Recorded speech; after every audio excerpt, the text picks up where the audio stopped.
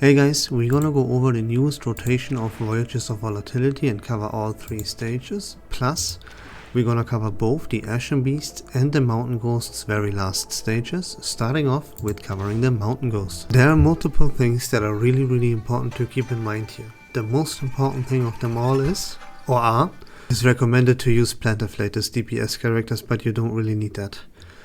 What you have to keep in mind is don't bring Mineral Afflatus characters, because our opponent is from the Star Afflatus and he would have the stronger Afflatus, and that is detrimental because his ultimate will just straight up kill you. Additionally, the most important part in this battle is that you do never attack him with a rank 1 incantation. Do you never use a rank 1 incantation that would deal damage, because you would grant Moxie to him, and if he has 5 Moxie and you would still attack him with a rank 1 incantation, he would use that ult immediately, right? Like, that's the point here. Never ever do rank 1 incantations that deal damage, and don't bring Mineral Afflatus characters. We will now hop into battle and I will explain things further there. Before we jump into it, let me explain and put some emphasis onto one thing one more time, and that is the enemy's ultimate. You want to do your best to make it so that your enemy is never allowed to use his ultimate. That is not an easy task, because he will attack you 3 times every single turn, and that will grant him 3 Moxie or 2 Moxie every single turn, right? He will never just attack you once. That is very important. So in order for you to keep him at bay and make it so that he doesn't generate Moxie too fast and he doesn't use his ultimate too many times, you have to use characters, or I personally would recommend characters that either disarm him, or I use Druvis to petrify him and stop him from attacking. I have Le Source as my healer, and Le Source ultimate makes it so that I can remove every single Moxie from the enemy, which is perfect in this fight. And Becornbloom is a further assist, as she would also buy me 3 rounds, because what Becornbloom's ultimate does is it makes it so that the enemy can't use his ultimate for 3 rounds. That gives me enough time to build up Moxie with Le Source to then take the Moxie away from him.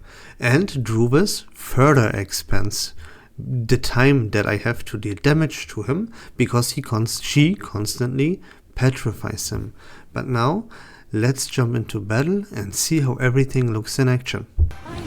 Another very beneficial thing I can mention is that you never use your Mountain Ghost's ability manually, because that would also grant your opponent Moxie, and that is the last thing you want. You can see me here using Becornbloom's debuff onto the enemy, because even though it's a rank 1 incantation, right? Because it doesn't deal any damage and therefore doesn't grant my opponent any Moxie. And yeah, the thing that I mentioned before, your opponent will attack you like at least 2 times, most of the times, as you can see again, 3 times, and that makes them generate Moxie extremely fast, and you can't let that happen. I recommend disarm abilities, or what I used in my case is the Petrify from Druvis, and that will buy me time to generate the Moxie for Becornbloom and Le Source to further stop him from getting Moxie and using his ultimate ability. And that's the key really to victory here. Again, don't bring Mineral Afflatus characters. If you somehow can, like I did, bring Plant Afflatus characters, because he deals less damage to Plant Afflatus characters, because his Afflatus is weak to Plant. And yeah, also another very important thing you see me doing is that you have to keep in mind that you have to use the Petrify ability, if you use Petrify, at the very end of your spell rotation, because otherwise characters like my Lucy here would break the Petrify, so use it at the very end of your spell rotation. And you see, like this buys me a lot of time. Again, I'm in trouble. I use my melody, petrify him again, over and over and over again. He never gets immune to this. You can petrify him every single turn if you possibly could, right? And that will buy me enough time.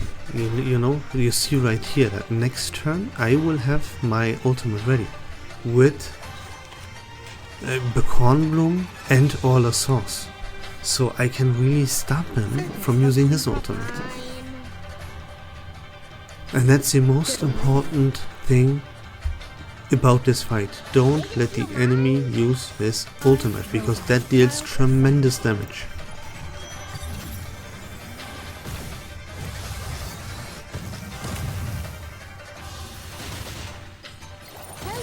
And that's all there is to it, you know. You see, I generate Moxie for La Sauce by attacking with a rank 2 incantation using her heal. The heal can be rank 1 as it doesn't deal any damage. And there you go. I now have La Sauce ult ready. I have Druvis' ult ready, which by the way also petrifies the enemy.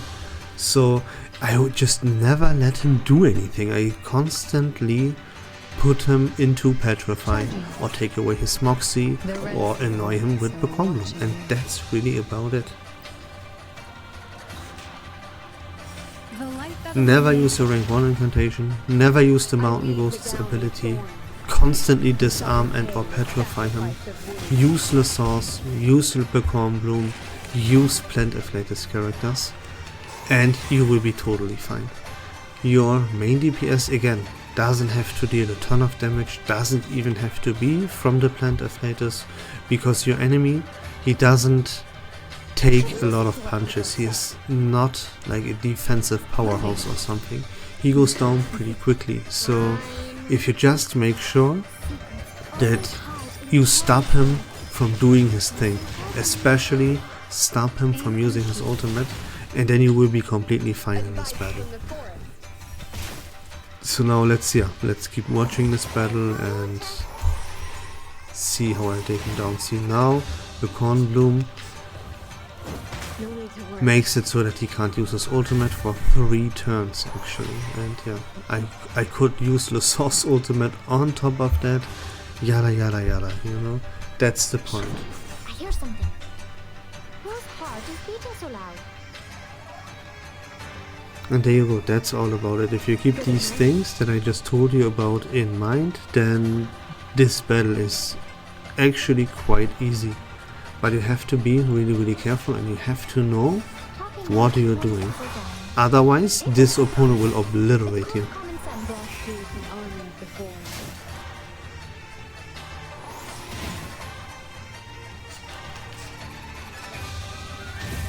And also, like, since you have to bring, or you should bring, Plant Afflatus characters here, most people would conquer this battle with Willow. And you have to keep in mind that when this enemy loses Moxie, so when he uses his ultimate or you take away Moxie from him, he cleanses every single debuff from himself. That would take away all your poison stakes. Right, that's just a side note. So again, even if you use Willow Tuesday, still bring something like a disarm or a petrify to stop this guy in his tracks.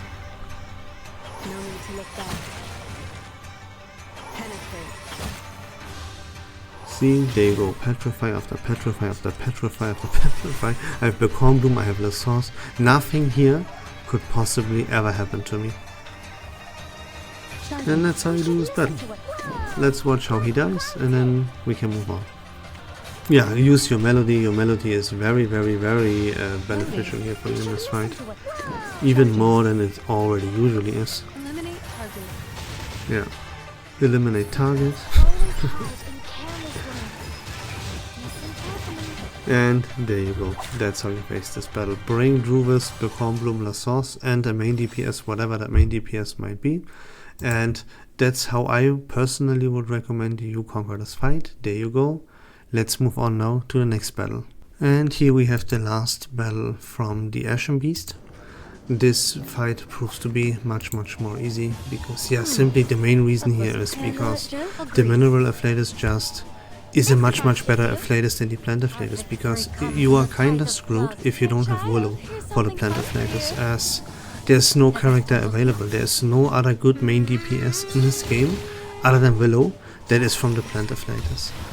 While the Mineral Afflatus, you have tons of good characters, access to millions of good characters.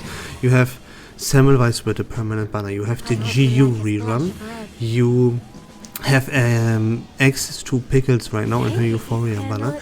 You pulled for Patulu and have access to her from the last patch. Last patch also, there was Mrs. Bubble, who's a top tier support. Like, you have access to so many top tier characters from the Mineral Afflatus, and there's pretty much nothing, at least when it comes to dealing damage, that is from the Plant Afflatus. So yeah, this fight here should be a walk in the park. You can simply pull for Geo, go for the Pickles, maybe you have Semmelweis's team ready like I do, you have Faturu, and yeah, these enemies, all they really do is they profit from your team not being, or being above a certain HP percentage.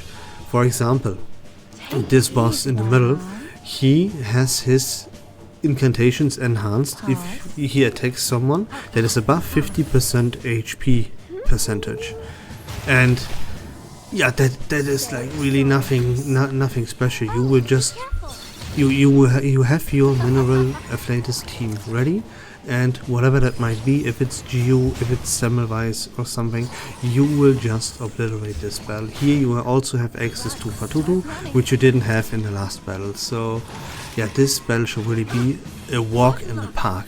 Nothing else to say about this battle. Let's just skip forward and see how they go down. Play Semmelweis or Geo and obliterate this battle. That's about it. We can now move on to the Voyages of Volatility. So let's take a look at the very first battle in Voyages of Volatility. There's quite a few things to break down here, so bear with me. First of all, don't use control statuses, because then the enemy heal themselves, they buff themselves and deal more damage, and they will take less damage. That is significant, so don't use control statuses. Then, at the start of each round, there is a character that will get stunned in round 1. The character right here at place number 1 in your team will be stunned. Second round, place 2 in your team will be stunned, and so on and so forth. This rotates until the end of the battle. There's way more. So you have 3 enemies here. You have a lady in the front, and you have 2 cowboy carbuncles, let me call them like that, as adds in the back. Each and every one of those enemies, they counter attack.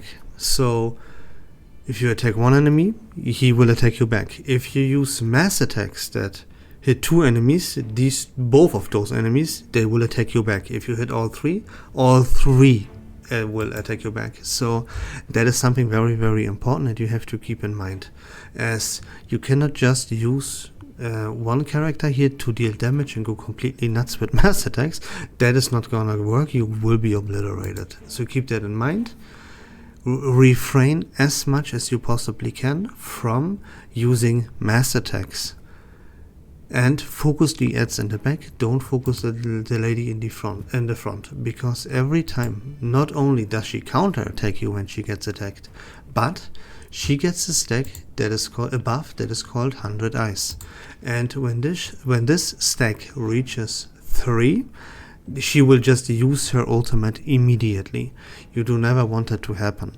That is why you have to get rid, or you should get rid, of the 2 ads in the back before you deal with this lady. You want to deal with her when she's alone at the end. So focus these ads. That's the whole point. But keep in mind, they counter attack you.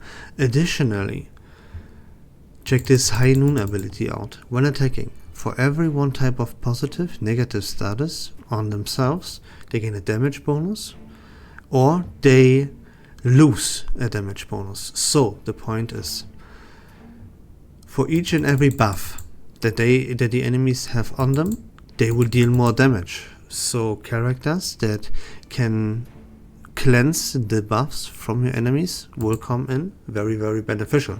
But you can also negate this plus 10% damage bonus for each buff that they have by using debuffs, because for each debuffs that they suffer, they lose 10% of their damage bonus.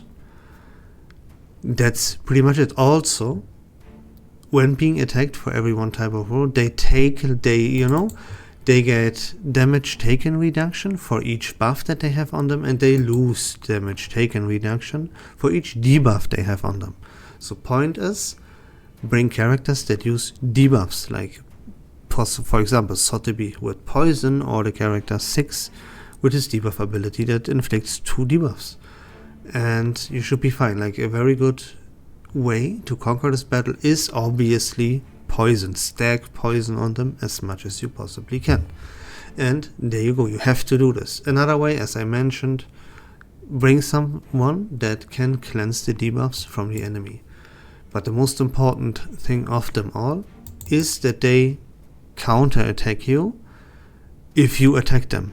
That's very, very important. So remember, refrain from using mass attacks as much as you possibly can, and focus the ads in the back.